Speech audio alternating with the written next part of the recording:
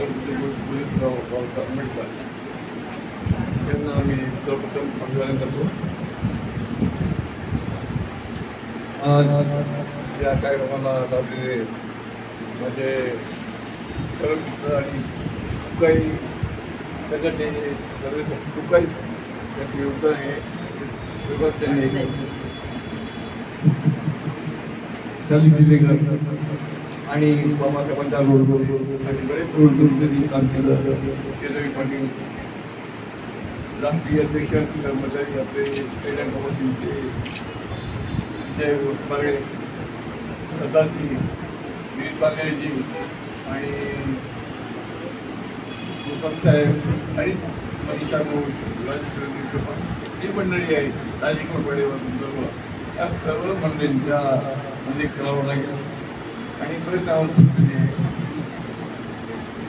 आजचा दिवस आपल्या संघटनेबरोबर ज्यांनी मनीषांनी माहिती दिली, सुरेबांनी माहिती दिली, आपण टाकी भरलेले नफा झालेली आहे त्याचा आयोजन होतो.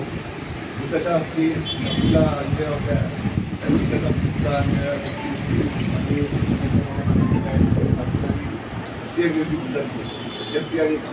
सिव्हिलर पोलिस होत्या अखिल भारतीय स्तरावर टायगर घेतलेले आहे. खूप मोठमोठे जागतिक फ्लॅग मिळाले.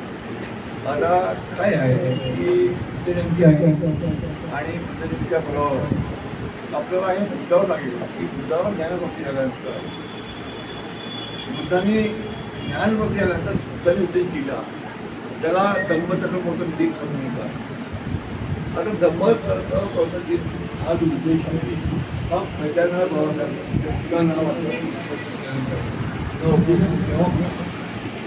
आला कामच्या आठवण पण ते म्हणपावल्यामुळे बुद्ध कामनंतर यांना माहिती द्यावी तेही म्हणपावल्यामुळे शेवटी पंचवर्गीय ज्ञानप्राप्ती झाली.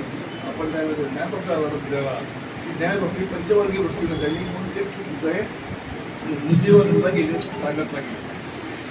तर बुद्धाचं ज्ञानप्राप्ती आहे हे धम्मचक्र प्रवर्तन आहे हे सूत्र म्हटलं जातं ते दोन भागामध्ये बघा.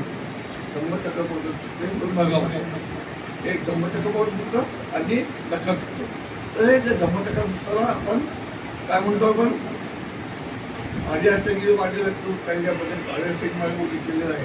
पण धम्मचक्र प्रवर्तन सूत्रामध्ये बुद्धांनी त्या आर्यसत्य सांगितलेलं आणि दुसरं लक्षण सूत्रामध्ये त्यांनी बुद्धांनी अनात्मक आत्मा नाही आत्मा नाकारलेला आहे. दुःख सांगितलेलं आहे दुःख आहे हे सांगितलेलं आहे.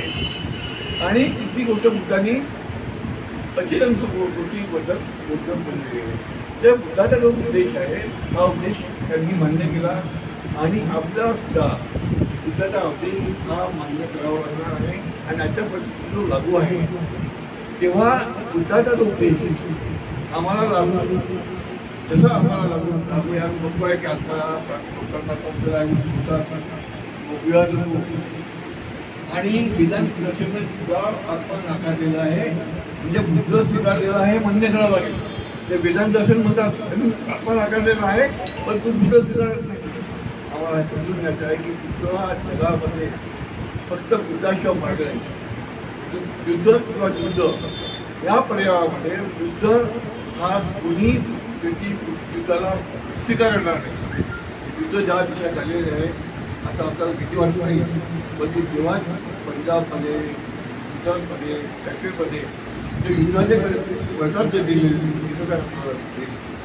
त्यांना कंडिशन माहिती आहे त्यांची कंडिशन भोगलेली आहे.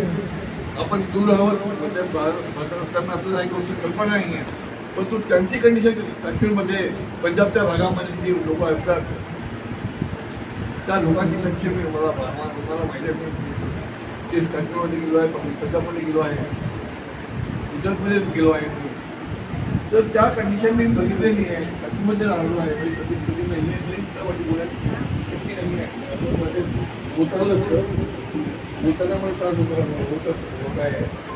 तरी सुद्धा तुम्हाला हे समजलेलं आहे की बुद्ध हा जगामध्ये फक्त एकच एक व्यक्ती बुद्धाशिवाय आपला पर्याय नाही आहे.